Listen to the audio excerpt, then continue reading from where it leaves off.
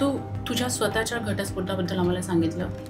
Breakup, घटस्फोट तर मला वाटतं आजच्या जेनझीजमध्ये ती खूप पुढचा पल्ला आहे. तो इंडिया टाइम्स टुडे आणि टाइम्स ऑफ इंडिया या दोन्हीच्या रिसर्चमुळे हे माहिती पडले की महाराष्ट्र हा पहिल्या नंबरवर आहे. 18.7% डिवोर्स रेट. पण ज्यांचं लग्न झालंय, छान सुरुवातीचे जे 4-5 महिने असतात ते छान गुलाबी गुलाबी होऊन गेलेत आणि नंतर प्रॉब्लेम आलाय. ज्याही वेळेला आपल्याला जर समजा आजार झालाय तर आपण डॉक्टरांकडे जातो, एक्झॅक्टली मेडिसिन घेतो, ठीक होतो. पण रिलेशनशिपमध्ये डेथ, अंत असंच ठरवतो. नमस्कार, गप्पांच्या गावात मी राधिका आणि देवेंद्र तुमचं खूप मनापासून स्वागत करतोय. आयुष्य जगत असताना नातेसंबंध आपल्या आयुष्यात खूप मोठा रोल प्ले करत असतात. पण ते नातं, त्या नात्यांमधला ओलावा जर थोडासा कमी व्हायला लागला की मग मात्र प्रॉब्लेम्स होतात. त्या नात्याविषयीच जाणून घेण्यासाठी आज आपल्याला लाभलेले आहेत relationship coach doctor Meenal Abhyankar. त्या एक रिलेशनशिप कोच आहेत, इमोशनल इंटेलिजन्स एक्सपर्ट आहेत आणि सायकोलॉजिकल काउन्सिलर पण आहेत. त्यांच्याविषयी आपण लग्न, घटस्फोट आणि इमोशनल इंटेलिजन्स याबाबतीत आजच्या एपिसोडमध्ये जाणून घेणार आहोत. तुम्हाला जर याबद्दल जाणून घ्यायचं असेल तर आजचा एपिसोड शेवटपर्यंत पाहत राहा. नमस्कार मॅम, तुमचं गप्पांच्या गावात खूप मनापासून स्वागत करते. कसं वाटतंय तुम्हाला आमच्या गप्पांच्या गावात येऊन? ॲक्च्युली फार भारी वाटतंय आणि सगळ्यात आधी तुला कॉंग्रॅच्युलेशन की तू इतका चांगला प्लॅटफॉर्म आमच्यासाठी सगळ्यांसाठी बनवून दिलेला आहे. Thank you so much ma'am. मी मॅम म्हणत नाही आहे, व्ह्युअर्सला सांगते, माझी बालमैत्रीण आहे ही. खरं तर सांगायचं नव्हतं पण मी तिला मॅम म्हटलं, मला जरा ऑकवर्ड वाटतंय. सो मीनल, तुझी जर्नी मी खूप जवळून पाहिली. आपण डेंटिस्ट्री एकाच कॉलेजमध्ये केलं आहे, पण डेंटिस्ट्रीनंतर तुझा कल वेगळ्या गोष्टींकडे होता. त्यानंतर तू मास्टर्स केलं सायकोलॉजीमध्ये, जॉबही केलास. त्यानंतर तू रिलेशनशिप कोच झालीस आणि इमोशनल इंटेलिजन्स एक्सपर्ट झाली. आम्हाला तुझ्या प्रवासाबद्दल थोडं काहीतरी सांग. खरं तर प्रवासाची जी आपली जर्नी असतं, आपल्या लाईफची जर्नी, ती खरं तर आपल्या बालपणापासून स्टार्ट होते. येस. आणि त्या बालपणामध्ये जायचं म्हटलं तर जेव्हा मी लहान होते त्यावेळेला मला फार उत्सुकता होती की नाते कसे असतात, माणूस जर काही बिहेव करत असेल तर त्याच्यामागचं कारण काय असतं नेमकं. त्या उत्सुकतेमध्ये आणि मी फार स्वतःला भाग्यशाली समजते की मला इतकी छान फॅमिली लाभलेली आहे की त्याच्यामध्ये आमची फॅमिली फार मोठी आहे आणि त्या फॅमिलीमध्ये प्रत्येकाचं नातं कसं फुलत जातं, त्याच्यामध्ये काय प्रॉब्लेम्स येत जातात हे मी फार जवळून बघितलेलं आहे. आणि त्यात जवळून बघितलेलं माझ्या मामा, 4 मामा, त्यांचं नातं नवीन, माझ्या आत्या, माझे आई वडील, माझ्या वडिलांचं आणि माझ्या आजोबांचं नातं हे फार गमतीशीर होतं. आणि या सगळ्या नात्यांना ज्यावेळेला मी जवळून बघितलंय त्यावेळेला असं वाटलंय की आपल्यामध्ये उत्सुकता आहे आणि आपण या क्षेत्राकडे जायला पाहिजे. पण त्यावेळेला ना काहीच माहिती नव्हतं की सायकोलॉजी नावाची काहीतरी गोष्ट असते आणि याच्यामध्ये फार आपण छान करिअर करू शकतो. सो म्हणून मला न्यूरोलॉजिस्ट डॉक्टर व्हायचं होतं की जेणेकरून ब्रेनच्या रिलेटेड आपण काहीतरी अभ्यास करूया. पण माइंड आणि ब्रेन हा वेगळा असतो हे तेव्हा माहितीच नव्हतं. सो नंतर डेंटिस्ट्रीला ॲडमिशन झाली. ॲडमिशन झाल्यानंतर परत माझं तेच चालू होतं की लोक कसं काय स्वतःला सांगतात आहेत, आपल्याला कसं बिहेव करतात आहेत लोक, ह्या सगळ्या गोष्टी ऑब्झर्वेशन चालूच जसं लहानपणापासून. आणि नंतर मग काही कारणास्तव माझं डेंटिस्ट्रीचं प्रॅक्टिस मला बंद करावी लागली. सो मग मी कॉर्पोरेट जॉबमधून जॉईन केला. खरं सांगायचं झालं तर त्यावेळेला माझा ॲक्सिडेंट झालेला आणि आम्ही डॉक्टरांनी सांगितले की तुला जर तुझा हात वाचवायचा असेल तुला डेंटिस्ट्री नको करायला पूर्ण वेळ. सो म्हणून मग काय 12th पास, कारण डेंटिस्ट्री करणार नाही, करिअर संपलंय तिथेच, आता पुढे काय करणार. आणि कॉर्पोरेट जॉब हा आमच्या विदर्भाकडे ना नवीन गोष्ट आहे. म्हणजे डॉक्टरनी कॉर्पोरेट जॉबमध्ये जॉईन करणं हे फार नवीन गोष्ट. आणि मी माझ्या वडिलांची थँकफुल आहे की त्यांनी ही नवीन गोष्ट, मॉडर्न गोष्ट ॲक्सेप्ट केली आणि मला कॉर्पोरेट जॉबला जॉईन करायसाठी मुंबईला येऊ दिलं. सो मुंबईला आल्यानंतर कॉर्पोरेट जॉबमध्ये ज्यावेळेला मी आजूबाजूला बघत होते, कॉर्पोरेट लाईफचे प्रॉब्लेम्स तर वेगळेच आहेत, बट त्यांच्या रिलेशनशिपमुळे त्यांच्या कॉर्पोरेट जो त्यांची प्रोडक्टिव्हिटी आहे त्याच्यामध्ये प्रॉब्लेम्स यायला लागलेले. सो मग मी ते ऐकत होते आणि मग ते ऐकता ऐकता माझं स्वतःचं लग्न झालं. आणि त्या लग्नामध्ये स्टार्टिंगलाच काही मतभेद किंवा ते नाही टिकलं, डिवोर्स झाला. आणि त्या डिवोर्समध्ये मी फार तुटून गेले की मी इतकं सगळं नाते बघितले, मला नात्यांची इतकी छान जवळीक माहिती आहे, सो माझं नातं कसं काय तुटू शकतं. सो मला फार खूप तुटून गेले, डिप्रेशनमध्ये गेल्यासारखं झालेलं पूर्ण. त्यावेळेला मी स्वतःला सावरलं, खूप बुक्स वाचले. आणि त्यावेळेला माझा मित्र म्हणजे बुक्स, फार बुक्स वाचले त्यावेळेला. स्वतःवरती काम केलं, म्हणजे त्या नात्याला तर काही नव्हतंच. समजा नात्यावरती काम करायला समोरचा व्यक्ती पण लागतो काम करण्यासाठी, पण ते नव्हतं. सो मी स्वतःवरती आधी काम केलं. सायकोलॉजीमध्ये मी मास्टर्स केलं. आणि त्यानंतर ज्यावेळेला डिवोर्स प्रोसेस, आणि गंमत सांगायची झाली तर ज्यावेळेला कोर्ट केसमध्ये जायचे ना, त्यावेळेला माझा प्रॉब्लेम तर दूर असायचा, पण बाकी मला जे लोक भेटायचे कोर्टमध्ये, जे कोर्ट केसेससाठी आलेले असतात, त्यांच्या स्टोरीज मी खूप ऐकल्या, त्यांच्याशी बोलले. आणि खरं सांगायचं तर म्हणजे अंगाला शहारे येईल अशा स्टोरीज आहेत.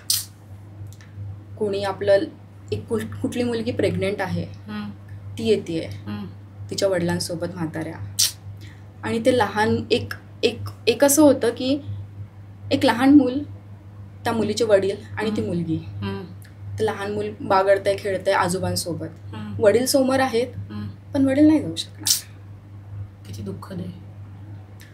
सो आणि काही लोक असे असतात की ज्यांचं 6-7 दिवसामध्ये डिवोर्स, आणि काही लोकांना फरक पडतो, काही लोकांना पडत नाही. मुली रडतात, मुलं सप्रेस करतात. त्यांना रडायला भागच नाही, त्यांना रडायला ऑप्शनच नाही आहे. सो ह्या सगळ्या गोष्टी बघितल्या आणि त्याच्यानंतर मग याचं कारण काय आहे किंवा याला सोल्युशन काय आहे. एक्झॅक्टली. कारण तर शोधले, सगळ्यांशी गप्पा मारून मला कारणं मिळाले त्याचे, पण त्याच्यावरती सोल्युशन काय आहे. म्हणून मग मी रिलेशनशिप आणि इमोशनल इंटेलिजन्सची साथ घेऊन या वर्ककडे काम करायचा निर्णय घेतला. ओके. आता तू तुझ्या स्वतःच्या घटस्फोटाबद्दल आम्हाला सांगितलं. ब्रेकअप, घटस्फोट तर मला वाटतं आजच्या जेनझीजमध्ये ती खूप पुढचा पल्ला आहे तो, पण मुळात ब्रेकअप आणि घटस्फोट हे वाढण्याचं प्रमाण काय आहे तुझ्या मते? खूप दुःखद बाब अशी आहे की इंडिया टाइम्स टुडे आणि टाइम्स ऑफ इंडिया या दोन्हीच्या रिसर्चमुळे हे माहिती पडले की महाराष्ट्र हा पहिल्या नंबरवर आहे. 18.7% डिवोर्स रेट संपूर्ण भारतातून, संपूर्ण भारतामध्ये. बापरे. आणि त्याच्यानंतर उत्तर प्रदेश, वेस्ट बेंगॉल, कर्नाटका, आणि सगळ्यात कमी डिवोर्स रेट हा केरळामध्ये आहे. तर मग याचं कारण काय? कारण आहे इमोशनल इलिटरसी. ओके. ठीक आहे. आपल्याला भावना सांभाळायचं कसं आणि त्याला रिस्पॉन्स कसा करायचा हे लहानपणापासून कधी शिकवलेलंच नाही. Okay okay. पण मग इमोशनल लिटरसी याच्या संदर्भात आम्हाला थोडं, आमच्या व्ह्युअर्सला थोडं आणखी विस्तारित रूपात सांगशील का? लहानपणापासून काय होतं की भावना हा सगळ्यात मोठा महत्त्वाचा घटक आहे आपल्या आयुष्याचा. भावनांशिवाय माणूस नाही, माणूस म्हणजे भावना, बरोबर. सो त्या भावना आपल्याला हाताळता यायला हव्या व्यवस्थितरित्या. आणि लहानपणी काय होतं ना की आपण आजूबाजूच्या लोकांकडनं शिकतो, ऑब्झर्व करतो, आणि कधी कधी ते ट्रिगर्स आपल्याला ट्रॉमा म्हणून आपल्या सबकॉन्शियस माइंडमध्ये बसून जातात. पण आपल्याला त्यावेळेला आईवडील किंवा आपले मोठे वडीलधारे लोक म्हणतात होईल ठीक, शांत बस, हे असं ओरडायचं नसतं, असं रागवायचं नसतं. पण माझं मत असं आहे किंवा इमोशनल इंटेलिजन्सचं मत असं आहे की तुम्हाला तुमच्या भावना एक्सप्रेस करणं फार महत्त्वाचं आहे. पण प्रॉब्लेम असा येतो, एक्सप्रेस करायला गेलं तर अँगर, आणि तो अँगर जर खूप जास्त झाला तर वाद होणार किंवा नुकसान होणार काही. पण मग त्याला कधी, कसं, कुठे आणि कितपत कसं रेग्युलेट करायचं ते म्हणजे इमोशनल इंटेलिजन्स. ओके. जसं आपला फॅनचं रेग्युलेटर असतं, आपल्याला 1 वरती स्पीड ठेवायची आहे, 2 वरती स्पीड ठेवायची आहे की 3ला स्पीड ठेवायची आहे, तसंच आपल्या इमोशनचं पण रेग्युलेटर करायला आपल्याला शिकता यायला पाहिजे. आजकाल लग्नसंबंध किंवा प्रेमसंबंध ह्याचा जो स्पॅन म्हणतो आपण, शॉर्ट टर्म झालेत खूप. तेच तुम्ही आपल्या आजी आजोबांच्या काळात, तू तुझ्या आजी आजोबांचं बोललीस, तुझे आजी आजोबा मी जवळून पाहिलेत, त्यांचं नातं खूप सुंदर होतं. मला दुर्दैवानं माझे दोन्ही आजोबा मला बघता आले नाही, पण मी तुझ्या आजी आजोबांबरोबर खूप वेळ घालवला आहे. सो त्यांचं नातं किंवा आपल्या आईबाबांचं नातं, त्यांच्यामध्ये ब्रेकअप, घटस्फोट हे विषयच नव्हते. त्यांचे संसार अजूनही छानपैकी ते नांदत आहेत. तर आजच्या जनरेशनमध्ये आणि त्यांच्या जनरेशनमध्ये एवढी तफावत का? त्या लग्न टिकण्याच्या मागचं किंवा न टिकण्यामागचं मुख्य कारण काय असावं? कारण तू खूप साऱ्या केसेस हँडल करते, तू खूप साऱ्या कपल्सचं काउन्सिलिंग केलं आहे. तुझ्या अभ्यासात आलेली अशी एखादी किंवा तुला अनुभव असलेला किंवा तू अभ्यास केलेला ह्याच्या मागचं कारण काय असावं? कसं आहे ना राधिका, ज्या वेळेला आपल्या आईवडील किंवा आपल्या आजी आजोबा यांचं कसं होतं ना, की यांना ड्युटीज किंवा त्यांचे रोल्स हे ठरलेले असायचे त्यावेळेला. ठीक आहे की, आणि तसं बघायचं तर त्याच्याही आधी आपण जर अश्मयुगामध्ये वगैरे गेलो ना, तर मुलीचं काम होतं नर्चरिंग करणं आणि मुलाचं काम होतं हे बाहेर जाऊन शिकार करणं किंवा ते काहीतरी अन्न खायला घेऊन येणं. ठीक आहे. सो हे आपल्या जीन्समध्ये येत आलेलं आहे की रोल्स बाउंड्रीज होत्या. मुलांनी हे करायचं, मुलींनी हे करायचं. मुलांनी घर सांभाळायचं आणि मुलींनी घर सांभाळायचं आणि मुलांनी बाहेर जाऊन काम करायचं आणि पैसा घेऊन यायचा. सो हे असं चालायचं आणि त्याच्यामध्ये कॉम्प्लिकेशन्स नव्हते. आजच्या जगामध्ये काय झालेलं आहे ना, की भरपूर रिस्पॉन्सिबिलिटीज आलेल्या आहेत आणि कॉम्प्लिकेशन्स वाढत गेलेले आहेत. आणि इव्हॉल्व होणं हा सोसायटीचा नियम आहे, चेंज होणार आहे. तसे बऱ्याचशा गोष्टी इव्हॉल्युशन प्रोसेसमध्ये काय होतं ना, की जसं सोसायटी चेंज होते तसं आपल्या नात्याला पण आपल्याला इव्हॉल्व करायला पाहिजे, चेंजेस करायला पाहिजे. आणि आपण ते चेंजेस सबकॉन्शियसली ॲक्सेप्ट करायला रेडी नसतो. Yes, exactly. ओके. सो आज रोल बदलले आहेत, पण आपण बाउंड्रीज तर ठेवू शकतो ना. आपण रोल डिसाईड करून ठेवू शकतो. जरुरी नाही आहे की मुलींनी हे घरातच काम करावं. जर ती फायनान्शियली चांगली करू शकत असेल तर तिने फायनान्शियली करावं. आणि हे कपल्समध्ये कम्युनिकेशन व्हायला पाहिजे. आणि प्रॉब्लेम काय होतो, ज्या वेळेला कपल्स रिलेशनशिपमध्ये जातात किंवा लग्न करतात त्यावेळेला हे अंडरस्टूड असतं की मुलींनी हे करायचं किंवा मुलींनी काय करायचं, पण त्याच्यावर बोललं जात, कम्युनिकेशन होत नाही. आजच्या काळानुसार रोल बदलले आहेत, ह्याच्यावर डिस्कशनच होत नाही. एक्झॅक्टली. येस. आणि दुसरी गोष्ट म्हणजे की काय झालेलं आहे ना, आजच्या जगामध्ये इन्स्टंट ग्रॅटिफिकेशन नावाची गोष्ट आहे. म्हणजे काय? इन्स्टंट ग्रॅटिफिकेशन म्हणजे जसं आपण रोल स्क्रीन आपण हे करतो. येस. न्यूज फीड करतो, इंस्टाग्राम स्क्रोल करतो. त्या प्रत्येक सेकंदाला आपला डोपामाइन नावाची एक गोष्ट असते आपल्या बॉडीमध्ये, ती सिक्रेट होते हार्मोन, आणि त्याच्यामुळे आपल्याला आनंद मिळतो. मग आपल्याला सवय झालेली आहे की त्या एका सेकंदाला मला आनंद पाहिजे. आधीच्या काळामध्ये एवढे डिस्ट्रॅक्शन्स नव्हते, माइंड स्टेबल होता आणि मला हे नातं टिकवायचं आहे, याच्यासाठी मी काय करायला पाहिजे ही संकल्पना होती. म्हणजे आता नातं टिकवण्यासाठी जे एफर्ट्स टाकावे लागतात ती गोष्ट कुठेतरी नाहीशी होत चालली असं तुझं मत आहे का? एफर्ट्स टाकावे लागतात ही नाहीशी तर होत आहे, पण डिस्ट्रॅक्शनमुळे काय होत आहे ना, आपल्याकडे ऑप्शन्स अवेलेबल झालेले आहेत भरपूर. हे नाही ना, हे होत नाहीये, मला हे जमत नाहीये, मग आपण दुसरीकडे जायचं. आणि खरं तर समजण्याची ही खूप महत्वाची गोष्ट आहे की आपल्या जे इमोशनल नीड्स आहेत त्या प्रत्येक 6 ते 7 वर्षांनी बदलतात. ओके. आणि ह्या इमोशनल नीड ज्या 6 ते 7 वर्षांनी बदलतात तर आपण किती वेळा पार्टनर्स बदलणार? येस, बरोबर. येस. ह्या विषयाकडे मी तुला परत येणार आहे. मला तत्पूर्वी एक प्रश्न तुला विचारायचा आहे. आजकाल हे खूप वाढलंय, फिअर ऑफ मॅरेज. म्हणजे काही प्रसंग होऊन गेलेत. खूप टी व्ही न्यूज चॅनलवर आपण एक मागे प्रकरण बघितलं होतं की नववर जो असतो आणि लग्न झालं आणि नवऱ्या मुलाचा तिने प्रियकराबरोबर मिळून मर्डर केला वगैरे. पण अशाने काय होतंय ना, आजकालची मुलं लग्न करायला घाबरतायत, स्पेशली मुलं. किंवा हनीमून मर्डर सारख्या केसेस आपण पाहिलेल्या आहेत. मग ह्या मागचं कारण काय आहे? आणि ही जी विकृती म्हणूया का आपण, ह्याला विकृती म्हणू, किंवा तू मला म्हणाली की लहानपणापासून तसं तुमचं अपब्रिंगिंग असतं, त्याला काही ट्रॉमाज असतात, त्याला काही कारणीभूत गोष्टी असतात. तर मग ह्याच्या मागचं म्हणजे ह्याच्यावर उपाय काय? खरं सांगायचं झालं तर नॅशनल क्राईम ब्रांच रिपोर्टनुसार हे जे कपल्सचं जे मर्डर केसेस ज्या वाढलेल्या आहेत ना, त्याचं प्रमाण हे 27% वाढले. ओके.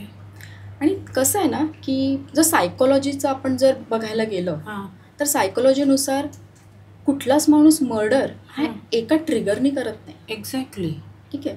की जसं एक पार्टनर, ओके, या पार्टनरनी आपल्याला आवडलेला नाही आहे म्हणून तो लगेच मर्डर करेल असं पॉसिबलच नाही आहे. बरोबर. किंवा कुठलाही गुन्हा म्हण, चोरी म्हण, हा एका ट्रिगरने कधीच होणार नाही. याला बॅक स्टोरी असते. आणि त्या बॅक स्टोरीमध्ये आपल्याला जर गेलो तर जे अनप्रोसेस्ड इमोशन्स असतात ते इमोशन्स सप्रेस होतात आणि मग त्याचा ब्लास्ट होतो. ओके. फॉर एक्झाम्पल आपला जो प्रेशर कुकर असतो, प्रेशर कुकरमध्ये जोपर्यंत त्याला आपण फ्लेम देतो, ठीक आहे, ती फ्लेम म्हणजे सराउंडिंग जे ट्रिगर करते, ठीक आहे, आणि त्याच्यामध्ये ती वाफ जमा होते. आणि वाफ जमा झाल्यानंतर हळूहळू हळूहळू हळूहळू हळूहळू प्रेशर वाढत बिल्ड होतं इमोशन्सचं. आणि मग तो एक दिवस ब्लास्ट होतो.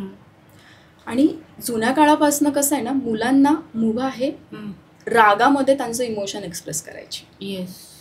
ओके. आणि मुलींनी रागावायचं नसतं, शिकवलं जातं, लहानपणी शिकवलं जातं. आणि दुसरी मुलांच्या बाबतची गोष्ट अशी आहे की त्यांना फक्त रागामध्येच इमोशन एक्सप्रेस करता येतात, त्यांना रडता येत नाही. मुलगा हा रडत नसतो. चुकीची गोष्ट आहे खूप. येस. येस. सो ह्या ज्या इमोशनल सप्रेशन आहेत त्याच्यानंतर सडन एक गोष्ट अशी होते की जी मनासारखी आपल्या घडत नाही आणि मग तो ब्लास्ट होतो. तेव्हा त्याची लिमिट संपलेली असते त्या सगळ्या गोष्टींची. पण हे का झालं याच्यापेक्षा सगळ्यात मोठा आणि गंभीर प्रश्न असा आहे की त्या मुलींना किंवा त्या मुलांना ज्यांनी आपल्या पार्टनरचा मर्डर केलेला आहे हे का झालंय यापेक्षा जास्त सगळ्यात गंभीर असा प्रश्न असा आहे सोसायटी पुढे आपल्या की तिला असं का वाटलं किंवा त्या मुलाला मर्डर करावं इतकं सोपं वाटलं की नाही म्हणण्यापेक्षा. एक्झॅक्टली. जेव्हा मी न्यूज बघितली तेव्हा माझ्या डोक्यात हाच प्रश्न आला की नाही म्हणणं सोपं आहे ना, तुझी कारणं तू घरच्यांना सांगू शकली असती ना. एका माणसाचा बळी घेण्या इतपत तू पुढचं पाऊल उचललं. पण त्या मुलीची किंवा त्या मुलाची सायकोलॉजिकल कंडिशन काय असणार आहे की तिला ते मर्डर करणं फार सोपं वाटलं आणि कम्युनिकेट करणं फार कठीण. ओके. म्हणजे आपल्या समाजाची जी इमोशनल लेवल आहे किंवा इमोशनल रेग्युलेशन करायची जी पद्धत आहे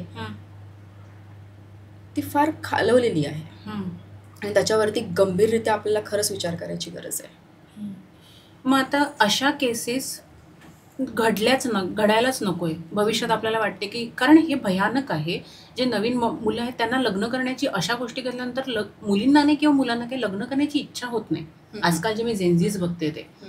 पण मग अशा केसेस कमी होण्यासाठी किंवा ह्या गोष्टी घडूच नाही ह्याच्यासाठी काय सोल्युशन आहे? म्हणजे ह्याच्यासाठी इमोशनल इंटेलिजन्सवर मी तुला म्हटले मी परत येणार आहे.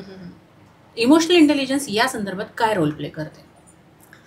ॲक्च्युली सगळ्यात महत्त्वाची गोष्ट म्हणजे आपल्याला इमोशन सांभाळता यायला पाहिजे स्वतःचे, ते रेग्युलेट करता यायला पाहिजे आणि हेच इमोशनल इंटेलिजन्स आपल्याला शिकवतं. ओके. ठीक आहे. ओके. कधी, कुठे आणि कसं, मी जसं आधी पण बोलले या विषयावरती, कधी, कुठे आणि कसं आणि कुणासमोर आपले इमोशन्स आपल्याला व्यक्त करायचे आहे. आपण रिॲक्शन्स देतो पण आपल्याला ते रिस्पॉन्स कसा द्यायचा आहे हे इमोशनल इंटेलिजन्स शिकवतं. येस. रिॲक्शननी नातं तुटतं आणि इमोशनल इंटेलिजन्सनी नातं टिकवायचं कसं हे कळतं आपल्याला. ह्या ज्या मर्डर केसेस वाढतात आहेत याच्यासाठी सगळ्यात सोपं आणि सरळ सोल्युशन म्हणजे तुम्ही शिकायला पाहिजे इमोशनल इंटेलिजन्स कसं बनायचं. ओके. इमोशनल इंटेलिजन्स कसं बनायचं म्हणजे साधी सरळ गोष्ट आहे की आपल्या भावना ज्या आपल्याला रिॲक्ट करायला शिकवलेलं आहे तर त्याला रिस्पॉन्समध्ये कसं कन्वर्ट करायचं ते म्हणजे इमोशनल इंटेलिजन्स. स्वतःला ओळखणं. ॲक्च्युली खरं सांगायचं झालं ना तुला तर आपल्याला हेच माहिती नाही आहे की आपल्या भावना काय आहेत. हो, खूप लोकांना तीच माहिती नसतं. सुरुवात इथनं आहे की आपण अवेअरच नाही आहे की आपण आपल्या भावना आहेत काय. जर कोणाला विचारलं ना आपण की काय फिलिंग आहे तुझी सध्या, तुला काय वाटतंय, प्रश्न तो काय नाही, उत्तर आणि मनामध्ये ते इतका वादळ असतो, वादळ असतं विचारांचं. एक्झॅक्टली. आणि मग काहीच नाही. मग हे उत्तर आपल्याला अवेअरच नाहीये म्हणून येत आहे. येस. तर स्टार्टिंग आहे अवेअरनेस. मग सेकंड गोष्ट अशी येते, हा ठीक आहे, हा आहे मला ही भावना आहे, पण मी ना हे असं झालंय म्हणून हे केलं. मग एक्सप्लेनेशन त्याच्यावरती. एक्झॅक्टली. आणि ते ऍक्सेप्टन्स नाहीये. अच्छा. मग आपल्याला इमोशनल इंटेलिजन्स पहिल्यांदा अवेअरनेस आणतं, त्याच्यावरती आपल्याला ऍक्सेप्ट करायला शिकवतं आपल्या स्वतःच्याच भावना, आणि त्याच्यानंतर ते कुठे म्हणजे कुणासमोर व्यक्त करायचंय. काही बरेचदा आपण बघितले असतील लोक इतकं ओव्हर एक्सप्लेन करतात आणि सगळं काही सांगून देणार आपल्या मनातलं, ती योग्य व्यक्ती नसताना पण. बरोबर. येस. ह्याच्यामुळे मग परत दुसरे प्रॉब्लेम्स उद्भवतात. एक्झॅक्टली. आणि समोरचा व्यक्ती जर योग्य नाही आहे तर त्याच्यासमोर तुम्ही वल्नरेबल नाही होऊ शकत. एक्झॅक्टली. आणि जर तुम्ही तुमच्या पार्टनर समोर वल्नरेबल नाही होत आहे तर तुम्ही इमोशनल इंटेलिजंट नाही आहे. बरोबर. येस. तुमच्या पार्टनर सोबत तुम्ही वल्नरेबल व्हायला पाहिजे, तुमच्या फ्रेंड सोबत तुम्ही वल्नरेबल व्हायला पाहिजे. कारण फ्रेंड जवळ जर तुम्ही रडलेच नाही तर मग काय अर्थ आहे. येस. पण मग तू जे एवढं इमोशनल इंटेलिजन्स बद्दल सांगितली, तुला असं नाही वाटत का की शाळेत जाणाऱ्या विद्यार्थ्यांना पण ही गोष्ट त्यांना शिकवली गेली पाहिजे? एक्झॅक्टली. ऍक्च्युली माझ्या गोलचा हा एक पार्ट आहे की स्कूल्समध्ये इमोशनल इंटेलिजन्स नावाचा एक टॉपिक असायला हवा. एक्झॅक्टली. लहानपणापासून जर ॲक्टिव्हिटीजमधून जर आपण लहान मुलांना शिकवायला गेलो ना इमोशनल इंटेलिजन्स काय आहे ते फार सोपं जातं ॲडल्टहुडपेक्षा. कारण ॲडल्टमध्ये काय होतं ना, आपल्याला आपल्या स्वतःचे विचार येऊन जायला लागतात. येस. आणि मग ती प्रोसेस असते रिव्हर्स. पहिले अनलर्निंग आणि नंतर लर्निंग. त्याच्यामध्ये वेळ जातो. जर आपण लहान मुलांना जर आपण हे शिकवायला चालू केलं लहानपणापासून तर ती इझी प्रोसेस होते. पण आपल्या लहानपणी सिलेबसमध्ये काय असतं ना, एक्सची व्हॅल्यू काढा. येस. पायथागोरस थेरम चा पुढे आयुष्यात कधीच आपण अभ्यास केलेला नसतो आणि आपल्याला त्याची गरज कधी आपण यूज केला पायथागोरस थेरम. एक्सची व्हॅल्यू काढायसाठी आपल्याला लाईफमध्ये काय त्याचा यूज झालेला नाही. पण त्या एक्सची व्हॅल्यू नाही काढत, पण एक्स वाल्याचा ट्रोमा जो आहे ना त्याला कसं हँडल करायचं काढायचं शिकलं पाहिजे. एक्झॅक्टली. सो इमोशनल इंटेलिजन्स आपण लहानपणापासून जर मुलांना रुजवलं, मग अशी जी मी मर्डरबद्दल बोलले, म्हणजे त्या मुलीची काय मानसिकता असेल ह्याच्यावर आमच्या घरात पण आमच्या दोघांचं खूप डिस्कशन झालं की काय तिची त्या मुलीची मानसिकता असेल की तिने डिरेक्टली त्या माणसाचा मर्डरच केला. तिला ट्रॉमा असेल, भूतकाळात तिच्या आयुष्यात एखादी गोष्ट घडलेली असेल. तर आता जी वाढती जनरेशन आहे, म्हणजे माझाही मुलगा शाळेत जातो, ह्या मुलांना आपल्याला इमोशनल इंटेलिजन्स जर शिकवायचं झालं, आपण त्यांच्यावर काम केलं, तर हे ट्रॉमा जे मी तुला म्हणते ज्याचं कारण मग ते शेवटी ते मर्डरकडे जातं, हे मला असं वाटतं हे होणार नाही. कारण ते अवेअर होतील की त्यांच्या भावनांना त्यांना कसं जोपायचं आहे. ह्याच्याबद्दल जरा मला कन्फ्युजन आहे, तू जर हे क्लिअर कर. इमोशनल इंटेलिजन्स जर आपण शिकलो तर आपल्याला ट्रॉमा होणार नाही का? आणि ट्रॉमा झालाच तर त्याच्या हिलिंगची प्रोसेस ही आपल्याकडे असणार आहे का? इमोशनल इंटेलिजन्स आपल्याला याच्यात मदत करतं का? ॲक्च्युली इमोशनल इंटेलिजन्स झालं म्हणजे तुमच्या आयुष्यात प्रॉब्लेम येणार नाही असं होणार नाही. पण त्या प्रॉब्लेम्सला तुम्ही हँडल कसं करायचं आणि तुमची जी मानसिक स्थिती आहे किंवा तुमची जी भावनिक स्थिती आहे त्याला इजा होणार नाही, ते इम्बॅलन्स होणार नाही याची काळजी इमोशनल इंटेलिजन्स घेतं. येस. ओके. म्हणजे सिच्युएशन्स येणार आपल्या लाईफ. Yes, of course. त्याच्यामध्ये आपल्याला तडजोड करावी लागणार, त्याच्यामध्ये बऱ्याचशा गोष्टी येणार आहेत. बट त्या हाताळायच्या कशा ते फार इम्पॉर्टंट आहे आणि ते इमोशनल इंटेलिजन्स आपल्याला शिकवतं. खरं सांगायचं झालं ना तर आपल्याला फक्त जगायचं कसं हे शिकवलेलं आहे, म्हणजे सर्वाईव्ह कसं करायचं, श्वास कसा घ्यायचा, जेवायचंय, झोपायचंय, शरीर चालवण्यासाठी जेवढं लागतं तेवढंच दिलेलं आहे. येस. मानसिक वाढ कशी व्हावी याबद्दल आपल्याला अवेअरनेस नाही. Yes, exactly. मला पुढे तुला असं विचारायचं आहे, आता लग्नाच्या बाबतीत रिलेशनशिप तू कोच आहेस, प्री मॅरिटल काउन्सिलिंग जो एक प्रकार आता हल्लीच झाला आहे. म्हणजे माझ्या आईशी मी मागे बोलत असताना माझी आई मला असंच मस्करीमध्ये म्हणाली, आमच्या वेळी कुठे होतं काउन्सिलिंग वगैरे, पण आजकाल ते गरजेचं आहे का आणि त्यांनी घटस्फोटाचं प्रमाण कमी होण्यामध्ये काही मदत होऊ शकते? ऑब्व्हियसली प्री मॅरेज काउन्सिलिंग म्हणजे काय असतं ना की आता बघ ना, आपण जर गाडी चालवायला घेतली, कार ड्राईव्ह करायची म्हटलं म्हणजे मी जर तुला फक्त सांगितलंय हा ना राधिका हा क्लच आहे, हा ब्रेक आहे, हे स्टेअरिंग आहे आणि बघ, जर तुला गाडी थांबवायची असेल, कोणी समोर आलं असेल तर ब्रेक दाबायचा, गाडी जायची असेल तर ॲक्सेलेटर वाढवायचं, पुढे जायची असेल तर, एवढं शिकवलं. आणि तुला टर्न घ्यायचा असेल तर स्टेअरिंग हलवायचा. ठीक आहे. लग्नाच्या बाबतीतही आपल्याला फक्त सराउंडिंग मधनं एवढं शिकायला मिळालेलं आहे. Yes, exactly. पण जर तू ते हातात घेतलं नाही, त्याचे प्रॅक्टिकली जर तुला कोणी शिकवणारा गाईड नसणारच, तू स्वतःच जाऊन शिकवू नाही शकत ना. आपण क्लासेस लावतो, ट्रेनिंग लावतो, त्याच्याकडनं शिकतो बऱ्याचशा गोष्टी. इव्हन आपण बरेचसे सब्जेक्ट आपल्याला स्कूलमध्ये शिकवलेले आहेत. आपण जसं आधी बोललेलो या विषयावरती, स्कूलमध्ये शिकवलेले आहेत. मग तुम्ही नात्यामध्ये जाताना का काउन्सिलिंग घेत नाही? आणि जो तुझा मुद्दा आहे की आधी गरज नव्हती आणि आता गरज पडतीये, कारण काय होतं ना की जे जनरेशनल ट्रोमाज, आधी कसं होतं, आधी इतकं जास्त कॉम्प्रोमाइज करायची गरज नव्हती किंवा कॉम्प्लिकेटेड लाईफ नव्हतं. पण आता जनरेशनल वाईज आपल्यामध्ये ते ट्रोमाज आपल्या पॅरेंट्सकडनं पण आपल्यामध्ये आलेले आहेत. ठीक आहे. सो ते ट्रोमाज, त्यांचं बॅगेज आपल्याकडे आहे. त्याच्यानंतर परत सोसायटीने आपल्याकडे दिलेलं बॅगेज आहे, आपण स्वतः क्रिएट केलेलं बॅगेज आहे. तर हे बॅगेज एवढं मोठं सांभाळायला आपल्याला कुणाचा तरी हात लागतो. एक्झॅक्टली. मला व्ह्युअर्सलाही सांगायचं आहे, डॉक्टर मीनल ह्या प्री मॅरेज काउन्सिलिंग करतात. तुम्हाला जर त्यांच्याकडनं काउन्सिलिंग सेशन घ्यायचं असेल तर मी लिंक डिस्क्रिप्शनमध्ये देते, त्यांचं इंस्टाग्राम हँडल देते आणि त्यांचा मोबाईल नंबरही देते. तुम्हाला जर काउन्सिलिंग करून घ्यायचं असेल तर तुम्ही तिथे संपर्क साधू शकता. मीनल, माझा पुढचा प्रश्न, मगाशी मी तुला शॉर्ट टर्म जो नातेसंबंधांचा जो स्पॅन आहे, आपण त्याचा जो एक लाईफ म्हणतो, लाईफ स्पॅन जो आहे तो कमी झाला मी तुला म्हणाले. तर मगाशी तू बोलता बोलता ती गोष्ट पण सांगितली की घटस्फोट होताना 2 दिवसात घटस्फोट, 7 दिवसात घटस्फोट, किंवा ब्रेकअप पण 1 महिना चाललंय माझं रिलेशनशिप किंवा 2 महिने झाले, नाही आता मला ब्रेकअप करायचं आहे. सो मग हे कसं, ह्याच्या संदर्भात तू ॲज अ रिलेशनशिप कोच तू काय सांगशील? ॲक्च्युली ना, हे खरंच खूप बघितलंय मी की 5 दिवसामध्ये डिवोर्स, 1 महिन्यामध्ये डिवोर्स. ब्रेकअप तर वेगळीच गोष्ट आहे, महिन्याभराला चेंज होतं. त्याच्यासाठी ना एक स्टेजेस ऑफ रिलेशनशिप म्हणून आमच्या इंटेलिजन्स, इमोशनल इंटेलिजन्समध्ये किंवा सायकोलॉजीमध्ये कन्सेप्ट आहे. काय? Stages of relationship. Okay. So stages of रिलेशनशिपमध्ये हे लोकांना माहीतच नाही आहे. पहिली स्टेज असते lots of love and lots of passion. Okay. So याच्यामध्ये काय असतं ना, ते बटरफ्लाईजवालं प्रेम. येस. ओके. जे नवीन असतं, जे डोपामाइन देतं आपल्याला. ओके. आणि त्याच्याच दुसरी स्टेप असते लॉट्स ऑफ लव्ह आणि लॉट्स ऑफ पॅशनमध्ये ऑक्सिटोसिन रिलीज करणार, ज्यावेळेला तुम्ही जवळीक निर्माण होते. ओके. त्यावेळेला एक प्रेमाचं हार्मोन म्हणतात त्याला, ऑक्सिटोसिन. आणि त्यावेळेला सगळं छान सुरळीत गुडी चालू असतं बिलकुल. ठीक आहे.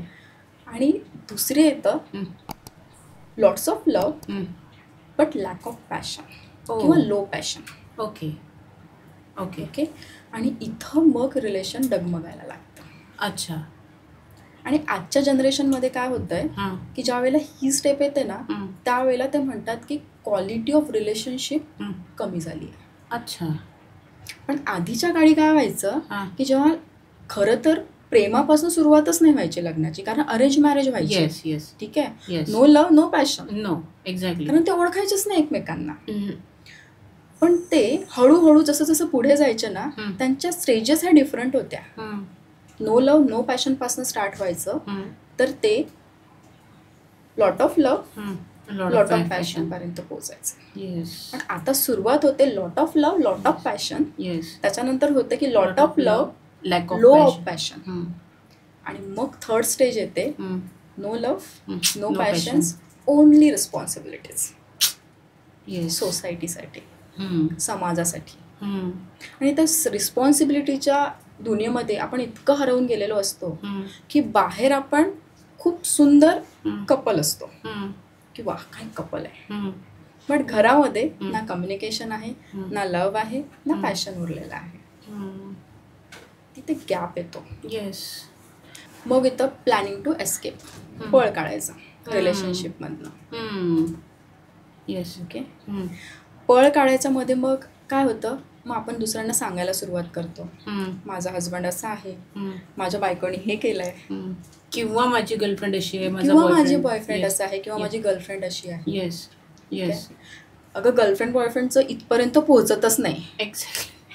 Exactly. No love, no passion आणि रिस्पॉन्सिबिलिटीज पर्यंत पोहोचतच नाही. ज्यावेळेला सेकंड स्टेज येते ना, लॉट ऑफ लव्ह आणि लॅक ऑफ पॅशन, तिथेच ते प्लॅनिंग टू एक्सेप्ट करतात.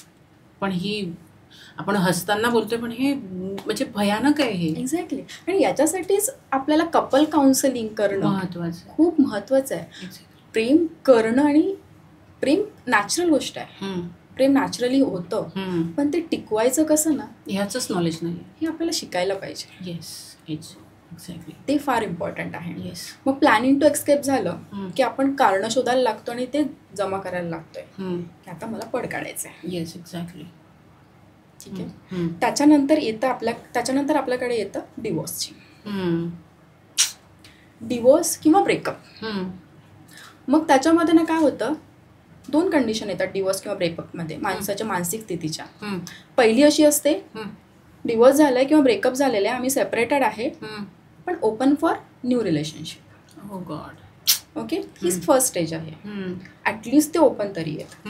दुसरी तर स्टेज अशी असते, डिवोर्स इतकं ट्रोमॅटाईज असतात किंवा ब्रेकअप झालेलं असतं, इतकं ट्रोमॅटाईज असतं ते की त्यांचं हार्ट बंद करून टाकलेलं असतं, नॉट ओपन फॉर रिलेशनशिप. आणि मग हे लोक असतात ट्रोमामध्ये की मला लग्न करायचं नाहीये, मला लग्नाची भीती वाटते, किंवा मला नवीन गर्लफ्रेंड नाही बनवायची किंवा बॉयफ्रेंड नाही बनवायचं, मला याच्यामध्ये पडायचंच नाही. आणि याची संख्या फार वाढलेली आहे. माझ्याकडे काउन्सिलिंगकडे बरेचसे लोक असे येतात, मुलं की आम्हाला लग्न करायची इच्छाच होत नाहीये, पण आमच्या पॅरेंट्सला लग्न करावं वाटतंय आमचं.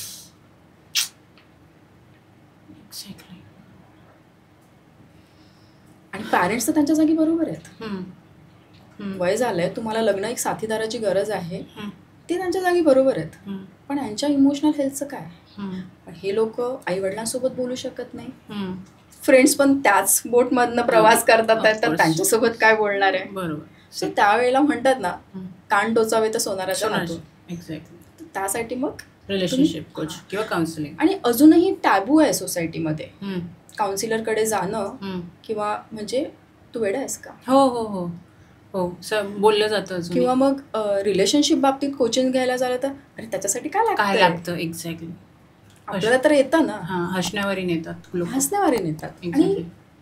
आणि कोणी हिंमत करून येतही असेल ना, कुणाला माहीत नको पडायला ना मी तुमच्याकडे आलो होते. Yes exactly. तू मगाशी स्टेज नंबर 3 बोलली. येस. की escape. Stage number 3 no passion, no love. That is third. Planning for express is fourth. तर मी तिसऱ्या स्टेजबद्दल तुला जोडून प्रश्न, म्हणजे मला डोक्यात माझ्या थॉट आहे असा की आता आपण जेनेली आणि रितेश देशमुखचं रिलेशनशिप बघतोय, खूप सुंदर, खूप छान आहे. येस.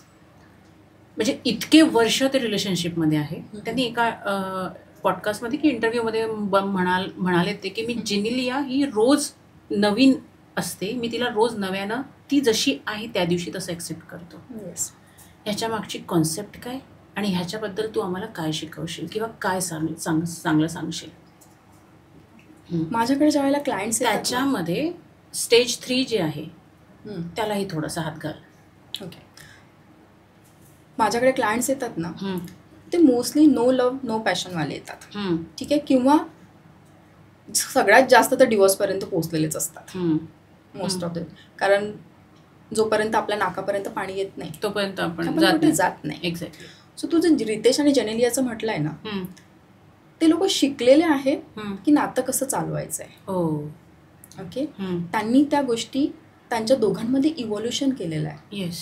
आणि आपल्याकडे काय असतं ना, म्हणजे नॉर्मल लोकांकडे आपण काय करतोय की आपण समोरच्याला चेंज करायचा प्रयत्न करतो, आपण स्वतःला चेंज करायचा प्रयत्न करत नाही, दुसऱ्यांमधला चेंज ॲक्सेप्ट करत नाही. आपण म्हणतो की तू माझ्या मनाप्रमाणे वाग, मला जसं पाहिजे तसं तू मला प्रेम दे. पण तुम्हाला जसं पाहिजे तसं प्रेम तुम्हाला कोणी नाही देऊ शकत.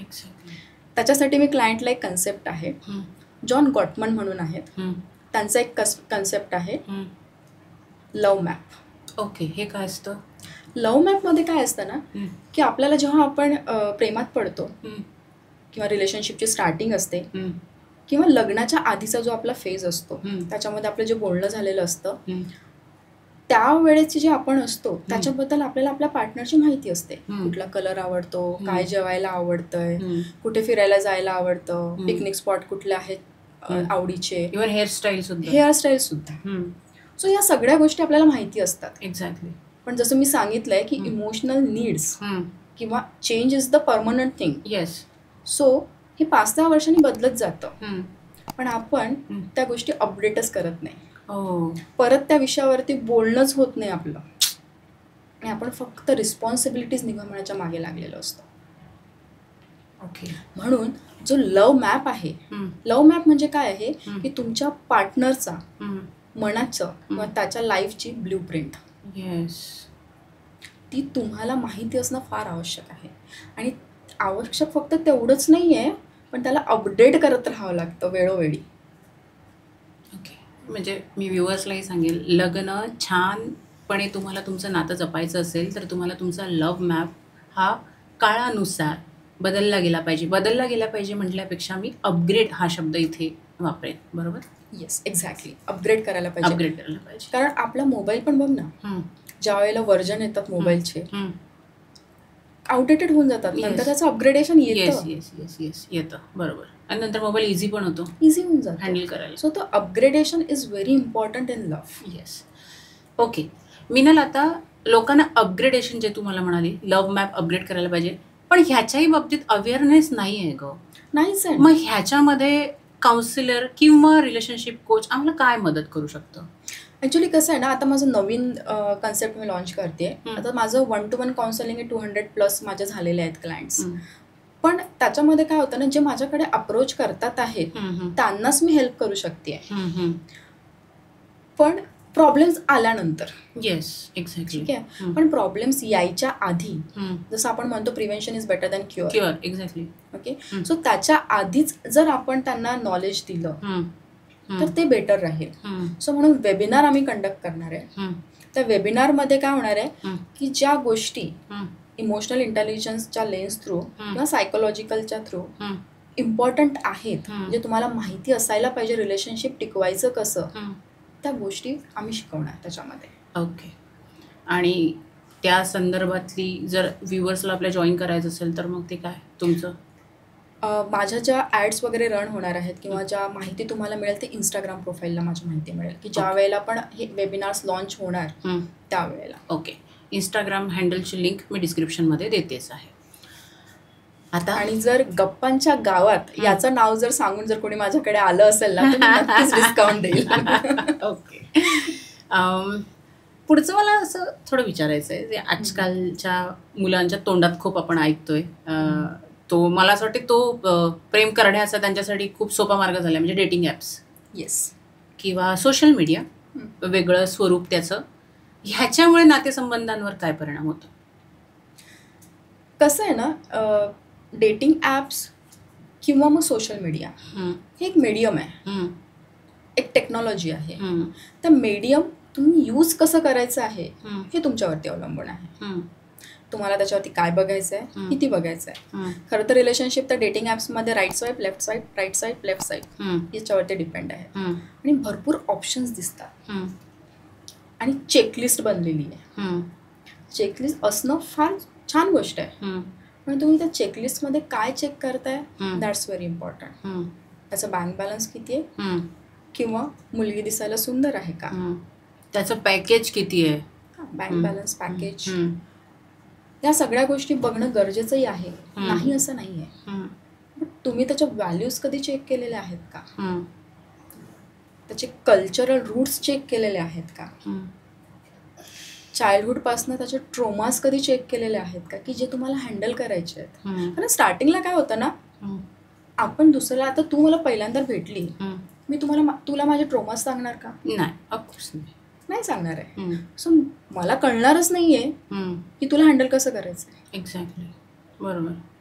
सो आपण ज्याच्याशी लग्न करतोय किंवा आपण ज्याच्यासोबत रिलेशनशिपमध्ये जातोय त्याला आपला प्रत्येक गोष्ट माहिती असायला हवी. ॲटलिस्ट प्रत्येक गोष्ट म्हटल्यापेक्षा जर मी ते करेक्ट करायचं असं मला असं वाटेल की जे रिलेशनशिपमध्ये इम्पॉर्टंट आहे. आणि त्या रिलेशनशिपमध्ये इम्पॉर्टंट काय आहे हे माहिती असायला पाहिजे टिकवायसाठी. ओके. आता डिवोर्सबद्दल तर तू मला मगाशी सांगितलंच आणि मॅरेज काउन्सिलिंगबद्दलही बोलली. पण ज्यांचं लग्न झालं आहे, छान सुरुवातीचे जे 4-5 महिने असतात ते छान गुलाबी होऊन गेलेत आणि नंतर प्रॉब्लेम आला आहे, तर अशाही लोकांना तू काउन्सिलिंग देतेस का? ऑब्व्हियसली. कसं असतं ना, तुझ्या अनुभवावरून त्याचे रिझल्ट तुला चांगले मिळाले आहेत का?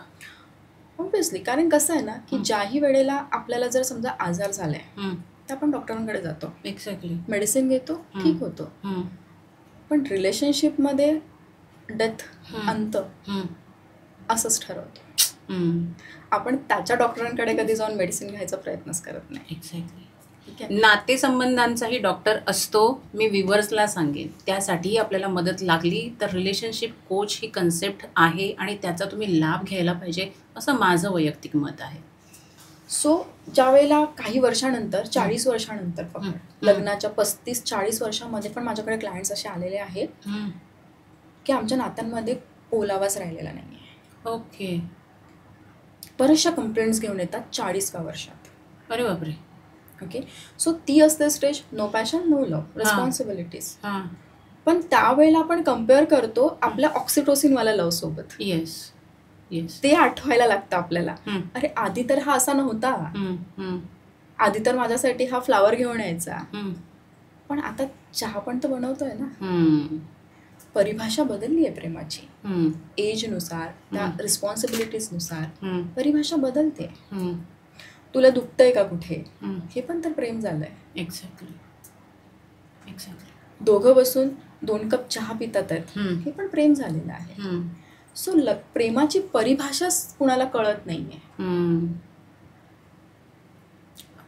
ते जास्त इम्पॉर्टंट आहे. आणि प्रेम करणं आणि ते परत प्रेमामध्ये पडणं ही पण फार मोठी गोष्ट आहे. जसं आपण जेनेलिया आणि रितेशबद्दल जसं बोललोय की ते म्हणतात आहे की मी परत परत प्रेमात पडतोय तिच्या, तर याचा अर्थ असा होतो की डेली काहीतरी जे नवीन घडतंय ना तुमच्या पार्टनरबद्दल, ते त्याचा अवेअरनेस घेऊन तो चेंज ॲक्सेप्ट करा.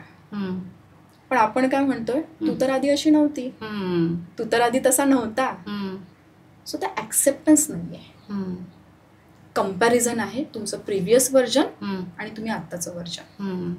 प्रिव्हियस व्हर्जनमध्ये आपण नाही जाऊ शकत. नाही, बरोबर. आत्ता आपण आहोत तसे एक्सेप्ट करू शकतो. येस. आणि ती खूप छान गोष्ट आहे. एक्झॅक्टली. अपग्रेडेशन ही चांगली गोष्ट आहे ना. ओके.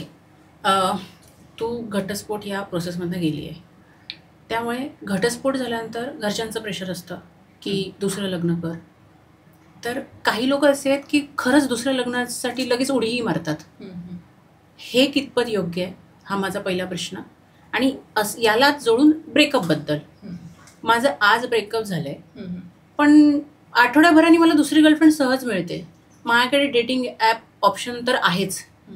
सो ह्याच्याबद्दल तू काय सांगशील? ॲक्च्युली कसं आहे ना, याच्यामध्ये पण फार गमतीशीर गोष्टी अशा होतात की ज्या वेळेला आपण फ्रेंड्स, म्हणजे पहिले आपण ब्रेकअपबद्दल बोलूया. येस. ओके. सो ब्रेकअप होतं, आपण फ्रेंडकडे जातो.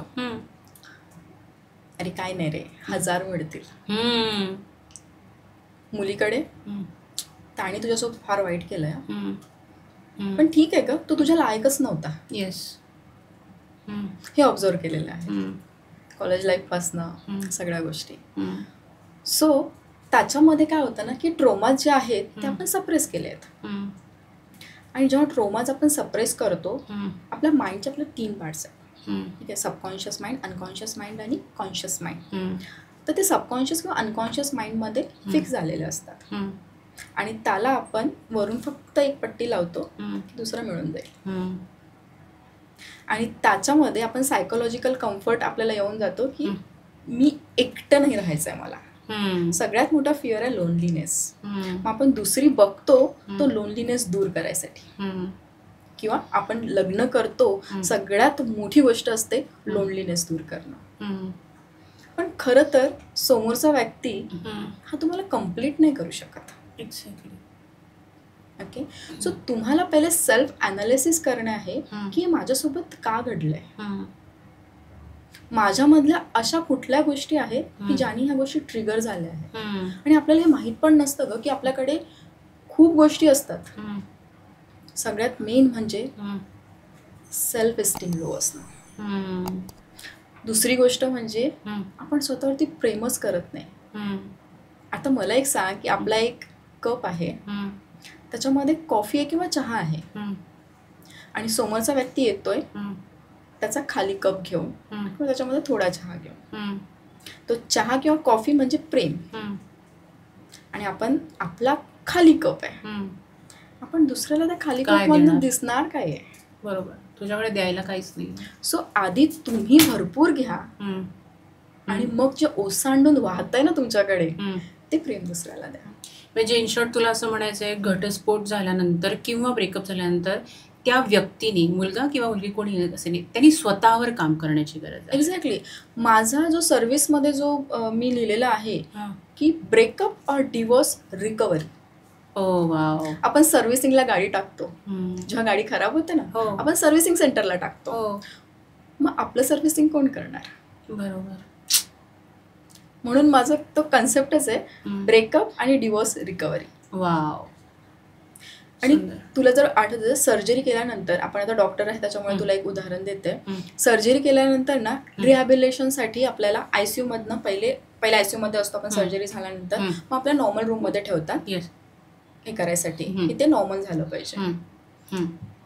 सो डिवोर्स होतो. डिवोर्स म्हणजे काय झालेलं आहे? तुझी सर्जरीच झाली आहे मानसिक, मला तर वाटतं. एक्झॅक्टली. पूर्ण ब्रेकअप झालेला आहे. ठीक आहे, सगळं तुटलेला माणूस आहे. तर तुटलेला माणूस मग त्याला रिकव्हरीसाठी कुठेतरी पाठवावं लागेल आपल्याला. एक्झॅक्टली. पण गोष्ट अशी असते की फॅमिली पण दुखावलेली असते. येस. आणि आपण एक यंग म्हणून म्हाताऱ्या आई वडील आपले जे असतात, त्यांचं वय होत आहे आता, त्यांना आपले ट्रॉमास काय सांगणार आहे? आपण कुठल्या फेज मधून जातोय आपण हे त्यांना शेअर पण करू शकत नाही. माझं स्वतःचं उदाहरण द्यायचं झालं तर नाही करू शकत. आणि आपण जर तुटलेलं दिसतो तर ते किती तुटणार ना. एक्झॅक्टली. आणि त्यांचा एवढा ट्रॉमा सहन करणं त्यांच्यासाठी खूप मोठी गोष्ट असते. ऍक्च्युली मुलीचा डिवोर्स किंवा मुलाचा डिवोर्स खूप मोठी गोष्ट आहे पॅरेंट्ससाठी, ते हँडल करणं. आणि त्यातला त्यात समाज, सोसायटीमध्ये काय असतं ना की बरेचसे लोक येऊन तुम्हाला प्रश्न विचारतात, काय झालं, काय झालं. कोणाची उत्सुकता असते, कोणी खरंच आपल्याला मनापासून बोलायला येतं आणि कोणीतरी हिनवायला येतं. असे बरेचसे लोक असतात आणि तो सोसायटीचा पार्ट आहे, त्याला आपण काही करू शकत नाही. पण ते हँडल करताना आपणच जर तुटलो तर आपले पॅरेंट्स नाही करू शकत. सो आपल्याला कुणाची तरी मदत लागते. आणि राहिला प्रश्न फ्रेंड्सचा, फ्रेंड्सकडे आपली सोशल कॅपिटल वाढवायलाच पाहिजे. फ्रेंड्सकडे बोलू शकतो आपण, बट जर जास्त लोकांचं इन्व्हॉल्वमेंट जर झालं, डिवोर्स झाल्यानंतर म्हण, तुमच्या इमोशनल याच्यामध्ये ब्रेकअप झाल्यानंतर म्हण, किंवा रिलेशनशिप इश्यूजमध्ये म्हण, मल्टिपल जर लोकांचं मत आलं ना, म्हणजे बरेचसे लोक असतात की काउन्सिलरकडे जायची काय गरज आहे, मीच तुला ऍडवाइस देऊ शकते, अशी माणसं. हो, याची काय गरज आहे, मीच तुला हे सांगितलं असतं. बरोबर. अरे इव्हन मला पण म्हणणारे आहेत ग, हे कशाला शिकले तू, माझ्याकडे आलीस तर मीच तुला सांगितलं असतं. बरोबर. सो त्यावेळेला अशा या गोष्टी ट्रॅपमध्ये न पडता तुम्हाला हिलिंगची गरज आहे, ते रिलीज करायची गरज आहे. ते रिलीज केल्याशिवाय तुम्ही दुसरं नवीन कसं टाकणार आहे? एक गच्च भरलेला डबा आहे, त्याच्यामध्ये आपण दाबून दाबून भरतोय गोष्टी, गुदमरतो जीव, मग गुदमरायला होतं ते. आणि मग आपण प्रॉब्लेम जेव्हा लग्न करतो त्यावेळेला मग म्हणतो की मला कनेक्शन फील नाही होत आहे. बरोबर. म्हणजे तीच सायकल रिपीट होते. एक्झॅक्टली. आणि काय होतं ना, डिवोर्स नंतर मोस्टली काय होतं, माणूस एक तर सेल्फ ब्लेम मध्ये जातो किंवा रिव्हेंज मध्ये जातो. आणि ज्यावेळेला तो सेल्फ ब्लेम मध्ये जातो त्याची सेल्फ एस्टीम इतकी डाऊन झालेली असते की तो पुढे काही करायलाच बघत नाही. आणि ज्या वेळेला रिव्हेंज मध्ये जातो त्यावेळेला मग ब्लेम गेम स्टार्ट होतो.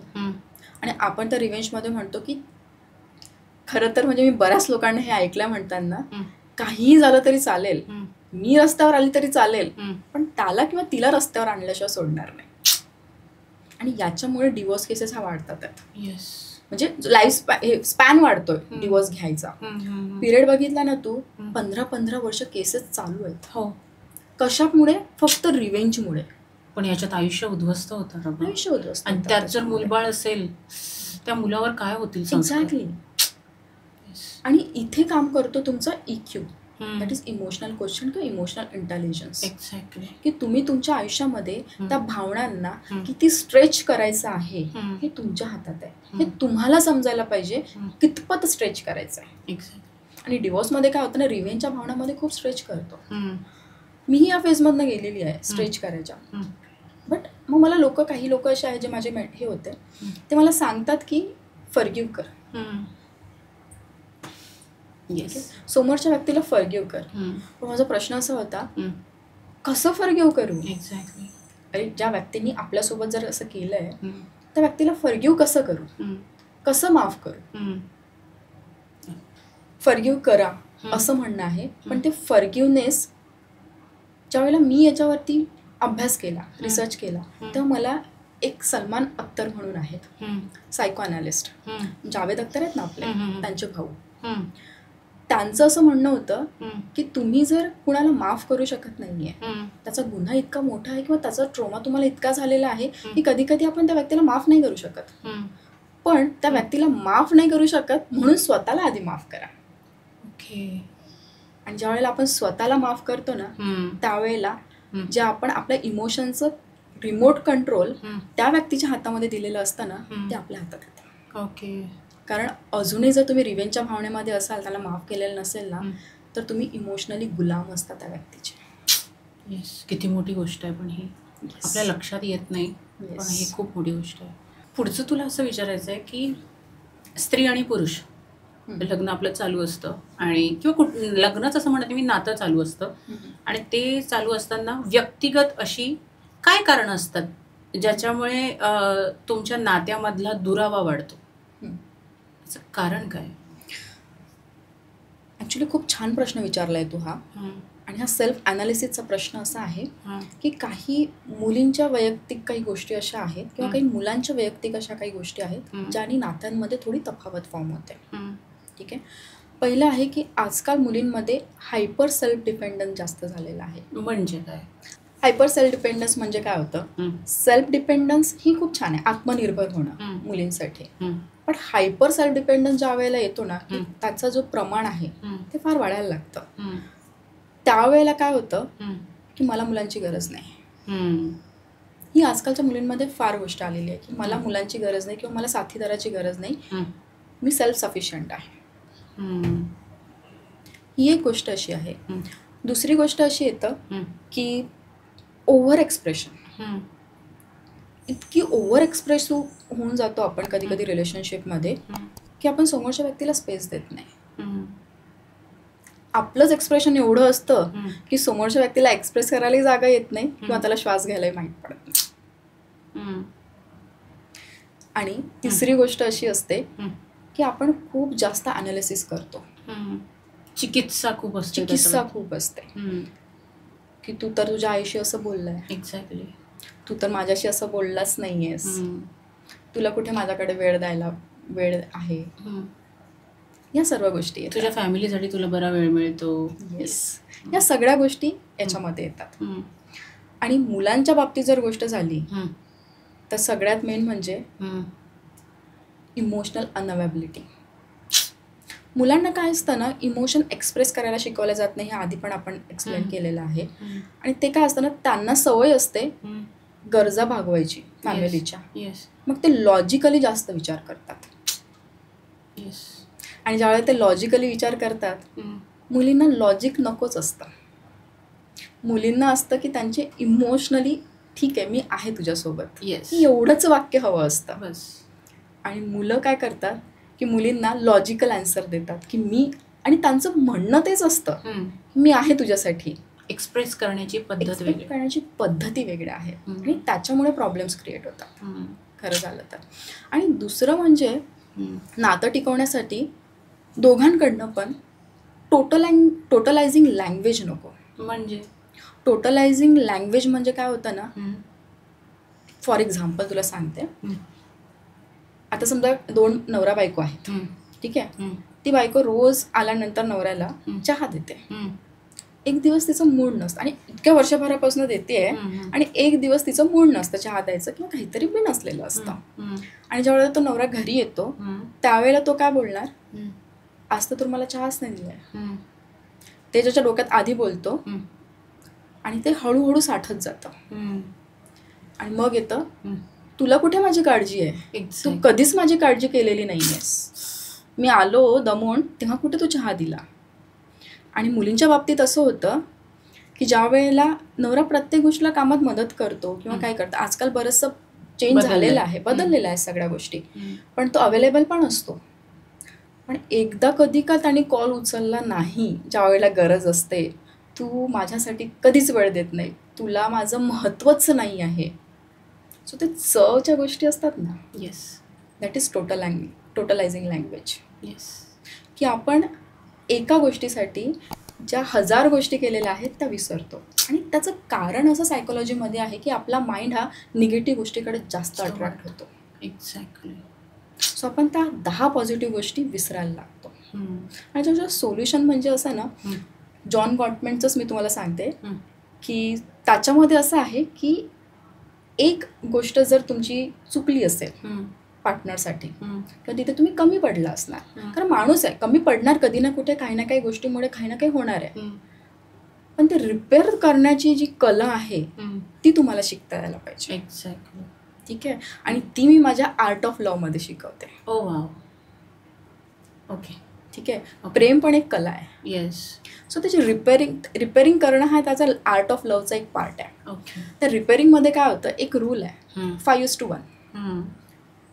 एक चुकी किंवा एक नकारात्मक गोष्ट, त्यासाठी 5 रिपेअरिंग म्हणजे पॉझिटिव्ह गोष्टी. वाव, छानच आहे कॉन्सेप्ट. म्हणजे एक चूक झाली असेल तर त्याच्यासाठी सॉरी, त्याच्यावरती माझी तुझा म्हणजे काळजी आहे. ॲप्रिशिएशन फार इम्पॉर्टंट आहे नात्यांमध्ये, जे स्त्रियांना मोस्टली मिळतच नाही. ॲक्च्युली मुलांना नाही मिळत. मुलांना मिळत नाही. खरं सांगायचं झालं ना, मुलांना ॲप्रिशिएशन मिळत नाही. येस. सो ॲप्रिशिएशन दोघांकडनं पण असायला पाहिजे एकमेकांसाठी. आणि याची नमूद करायला पाहिजे की आपल्याला ॲप्रिशिएट डेली जर आपण एक ॲप्रिशिएट केलं ना तर 1000 प्रॉब्लेम्स आपोआप सॉल्व्ह होतात. येस. हे करणं फार गरजेचं आहे. एक्झॅक्टली. तुझ्याकडे काउन्सिलिंगसाठी बरेच कपल्स येतात. ते तुझ्याकडे येतातच त्यांचे प्रॉब्लेमचं सोल्युशन शोधण्यासाठी. त्यावेळी ते इमोशनली खूप ड्रेन झालेले असतात. हो. तर ह्याच्या मागचं कारण तर त्यांच्याकडे ऑब्व्हियसली आलेलंच आहे, असतंच. पण ह्याच्या मागची कॉन्सेप्ट काय, इमोशनली ड्रेन होतात, मग ह्याच्यावरचं सोल्युशन काय? खरं सांगायचं झालं ना तुला, जे माझ्याकडे कपल्स येतात ना त्यांना रिझन पण माहीत नसतं की त्यांच्यामध्ये प्रॉब्लेम्स काय आहेत, काय येतात आहेत. कारण सरफेस लेवलवरती प्रॉब्लेम्स बघणं, तुम्ही त्याला सोल्युशन नाही देऊ शकत. तुम्हाला रूट्सपर्यंत पोहोचावं लागतं. आणि ते रूट्सपर्यंत पोहोचणं आमचं काम आहे पहिले तर. आणि जो तुझा प्रश्न आहे की त्याच्यावरती सोल्युशन काय किंवा ड्रेन का होतात ते, मग कसं असतं ना, आपण बँकमध्ये आपलं अकाउंट असतं, बरोबर.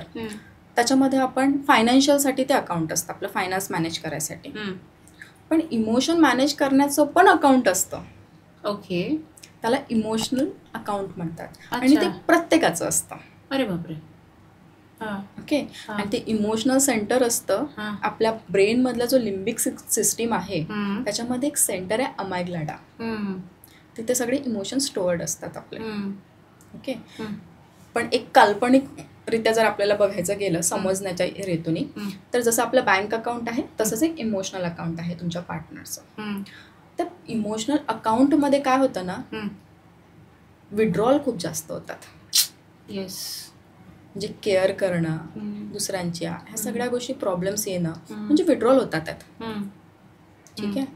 आणि जर विड्रॉल जर तुम्ही तुमच्या म्हणजे तुमच्या अकाउंटमध्ये इतके पैसे आहेत आणि त्याच्यापेक्षा जास्त जर तुम्ही अकाउंटमधलं जर विड्रॉ केले तर ते तुमचं बॅलन्स तर निगेटिव्हमध्ये जाईल ना. हेच नात्यांमध्ये होतं. एक्झॅक्टली. आपण काय करतो, आपण डिपॉझिट करायला विसरतो. सो डिपॉझिट आपल्याला करायचं काय आहे, डिपॉझिट आपल्याला करायची आहे केअर. डिपॉझिट आपल्याला करायचं आहे की कम्युनिकेशनमधलं जे लिसनिंग आहे, दुसऱ्याला ऐकून घेणं, ते झालं. खूप छोट्या छोट्या गोष्टी असतात. एक साधं रोज फक्त मुलांनीच मुलीला द्यायचं असं नाही बरं का. नाही मी देते प्रत्येक बड्डेला. एक्झॅक्टली. सो मुलींनी पण मुलांना देणं फार गरजेचं आहे. छोट्या छोट्या फार गोष्टी असतात की दमून आलं असेल आणि जर समजा आपली वाईफ चिडली असेल आपल्यावरती किंवा आपली गर्लफ्रेंड चिडली असेल की मला ना तुझं हेच वाटत नाही, मला तुझं बिहेवियरच सहन होत नाही, त्यावेळेला पॉज घेणं हे समोरच्या व्यक्तीला समजलं पाहिजे. असं नाही मुलालाच किंवा मुलीलाच, बट ते पार्टनरला समजायला पाहिजे की आपल्याला पॉज घ्यायचं आहे आणि पॉज घेऊन हे विचारायचं आहे की तुला हर्ट काय झालं. एक्झॅक्टली. हे जास्त फार इम्पॉर्टंट आहे. आणि ज्यावेळेला आपण हे डिपॉझिट करतो ना, 5:1 रूलचा पण कन्सेप्ट तोच आहे की इमोशनल अकाउंटमध्ये डिपॉझिट करणं. एक चूक झाली, एक विड्रॉल झाला आहे, त्याच्या बदल्यात तुम्ही 5 गोष्टी डिपॉझिट करा. तुमचं नाताचं जे बॅलन्स आहे ना ते सुरळीत चालेल. आता आपण आपल्या आजच्या एपिसोडच्या शेवटाकडे आलो आहे. आमच्या गप्पांच्या गावाचा एक सेगमेंट आहे, चूक भूल द्यावी घ्यावी. येस. तुझ्या आयुष्यातली व्यक्ती, वस्तू, घटना, परिस्थिती, मटेरियलिस्टिक काही जे तुझं थँक्यू म्हणायचं राहिलं आहे, सॉरी म्हणायचं राहिलं आहे, अशी एखादी गोष्ट चूक भूल द्यावी घ्यावी. ॲक्च्युली काय ना, या जर्नीमध्ये मी काय केलेलं आहे, पहिली गोष्ट म्हणजे सेल्फ ॲनालिसिसमध्ये हेच येतं की कुणाला थँक्यू म्हणायचं आहे, कुणाला सॉरी म्हणायचं आहे. कदाचित आपण कधी कधी ना पर्सनली जाऊन सॉरी बोलू शकत नाही काही गोष्टींसाठी, पर्सनली जाऊन थँक्यू बोलू शकत नाही, पण आपल्याला त्याच्या ग्रेटफुलनेस किंवा आपण ते व्यक्त करता यावं, ॲटलिस्ट स्वतःमध्ये तरी आपण ॲक्सेप्ट करावं. ह्या सगळ्या गोष्टी. माफी किंवा माझ्याबद्दल झालं तर माफी किंवा थँक्यू असं माझं कुणाला म्हणायचं राहिलं आहे असं तर मला वाटत नाही.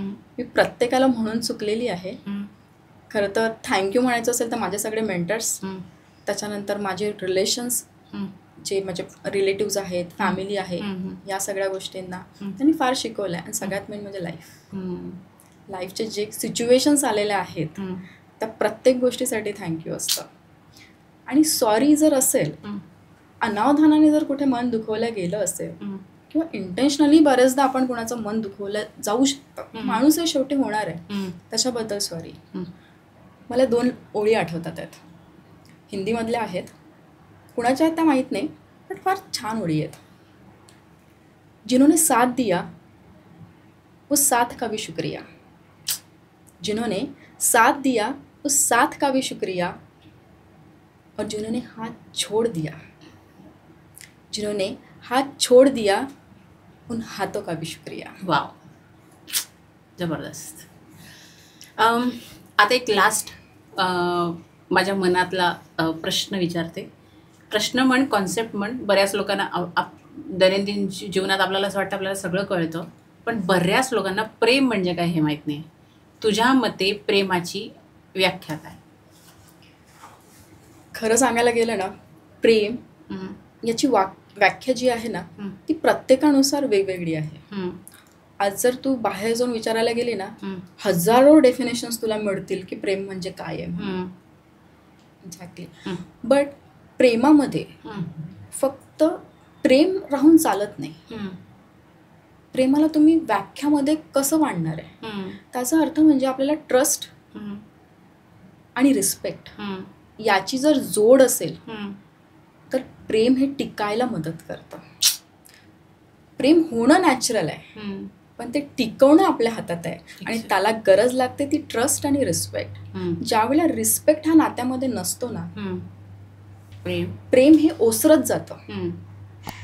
पण त्याला जर रिस्पेक्ट त्या नात्यामध्ये नसला तर ते नातं तुटायला होतं.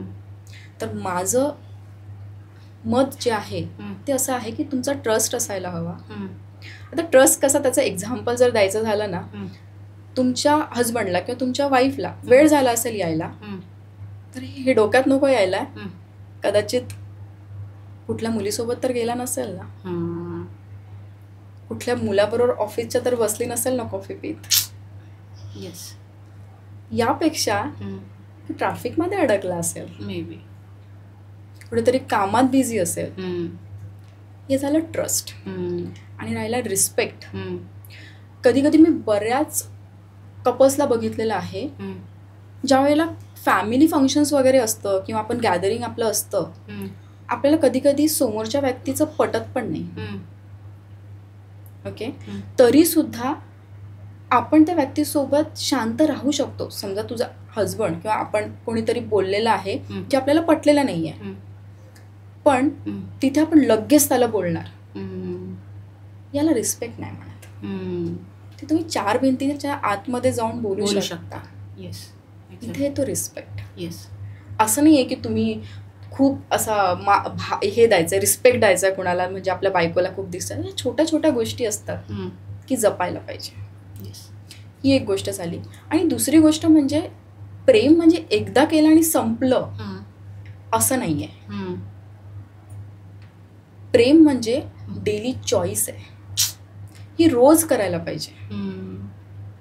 आणि तिसरी गोष्ट म्हणजे की आपण अस्तित्व जे आहे आपलं रिलेशनशिपमध्ये आल्यानंतर ना, आपण आपली जी आयडेंटिटी आहे आपण हे समोरच्या व्यक्तींमध्ये बघतो, शोधतो माझी आयडेंटिटी, मी कोण आहे, आणि त्यांनी मला कम्प्लीट करावं. एक्झॅक्टली. बेटर हाफ हे शब्द जो आहे, किंवा अर्धांगिनी.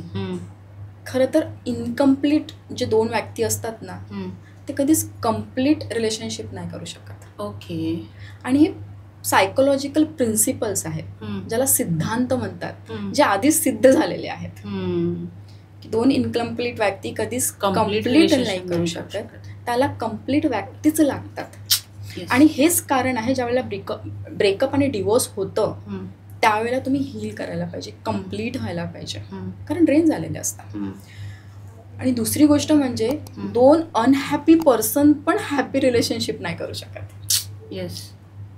त्यासाठी तुम्हाला स्वतःमध्ये हॅपीनेस शोधावा लागतो, दुसऱ्यांमध्ये हॅपीनेस शोधायची गरज नाही आहे. त्या आयडेंटिटीज आपण दुसऱ्यांमध्ये बघतो ना, याच्यामधनं मला 2 लाईन आठवतात. मूवी आहे यू मी और हम, अजय देवगणचा. त्याचं जे टायटल सॉन्ग आहे ना, ते फार सुंदर आहे, पण ते इतकं लाईक कोणी केलेलं नाही आहे. ते माहीत नाही का लाईक केलेलं नाही आहे. त्याचे टायटल सॉन्गचे जे लिरिक्स आहेत ते फार सुंदर आहेत. ते लिरिक्स असे आहेत, अपने रंग गवाए बिन, अपने रंग गवाए बिन मेरे रंग में घुल जाओ, अपने रंग गवाए बिन मेरे रंग में घुल जाओ, अपनी धूप बुझाए बिन, अपनी धूप बुझाए बिन मेरी छाव में आ जाओ. चलो यूं करे, तुम भी रहो मैं भी रहूं, तुम भी रहो मैं भी रहूं, और हम भी रहे. सुंदर. चलो यूं करे, तुम भी रहो मैं भी रहूं, और हम भी रहे. छान. म्हणजे तुमची आयडेंटिटी तुम्ही ही स्वतःसाठी जगा. स्वतःची एक वेगळी आयडेंटिटी, तुमच्या हजबंडची एक वेगळी आयडेंटिटी, किंवा 2 पार्टनरची एक वेगवेगळी आयडेंटिटी, आणि त्या आयडेंटिटीमधनं थोडं काढून एक तुम्ही हमची आयडेंटिटी. येस. आपल्या प्रत्येकानेच हम म्हणून प्रत्येक नातं जर जपलं तर मला असं वाटतं जगणं खूप सोपं होईल. व्ह्युअर्स, तुम्ही नक्कीच यावर विचार करा आणि आजचा एपिसोड तुम्हाला कसा वाटला याबद्दल नक्की कमेंट करून सांगा. आजच्या पूर्ण एपिसोडमध्ये आपण वेगवेगळ्या विषयांना थोडा असं स्पर्श करून आलेलो आहोत. त्याच्यामध्ये सेल्फ लव्ह आलेला आहे, मेंटल हेल्थ आलेला आहे, इमोशनल इंटेलिजन्सवर आपण थोडंफार बोललो आहोत, घटस्फोट याविषयी बोललेलो आहोत, हार्टब्रेक याविषयी बोललेलो आहोत, पास्ट लाईफ ट्रॉमाज असतात, हिलिंग असतात, ह्याविषयी आपण बोललेलो आहोत, इमोशनल इंटेलिजन्स, रिलेशनशिपबद्दलही बोललेलो आहोत. तुम्हाला जर या सगळ्या मुद्द्यांना घेऊन एखादी सिरीज करावीशी वाटत असेल, तुम्हाला वाटतंय गप्पांच्या गावात असं काहीतरी तुमच्यासाठी घेऊन यावं, तर तुम्ही प्लीज मला नक्की कमेंटमध्ये सांगा, आपण त्याच्यावर नक्कीच काम करू. तुम्ही सगळे लोक व्हिडिओ बघतायत पण सबस्क्राईब करत नाही आहे, सो प्लीज सबस्क्राईब करा. सबस्क्राईबच्या बाजूला बेल आयकनचं बटन असतं, ते नक्की दाबा. त्याने माझे नवीन येणारे सगळे व्हिडिओजचे अपडेट्स तुम्हाला कळतील. आजचा व्हिडिओ कसा वाटला हे नक्की कमेंटमध्ये सांगा. आणि डॉक्टर मिनल अभ्यंकर यांच्याकडनं जर तुम्हाला काउन्सिलिंग सेशन घ्यायचं असेल तर मी लिंक डिस्क्रिप्शनमध्ये देते. धन्यवाद मिनल, तुझं आजच्या एपिसोडमध्ये आलीस आणि इतक्या छान गोष्टी, इतक्या छान गप्पा आमच्याबरोबर मारलास, त्याबद्दल खूप खूप मनापासून थँक्यू. धन्यवाद. ॲक्च्युली फार छान वाटलं गप्पांच्या गावात येऊन. आणि फार छान जर्नी झालेली आहे. येस, आम्ही तुझ्याबरोबर कनेक्ट राहणार आहोत, कारण मला असं वाटतंय की आपण मेंटल हेल्थपासनं तर लग्न संबंधांपर्यंत एक सिरीज नक्की करावी. तुम्हालाही असं वाटतंय का? कमेंटमध्ये नक्की सांगा. थँक्यू.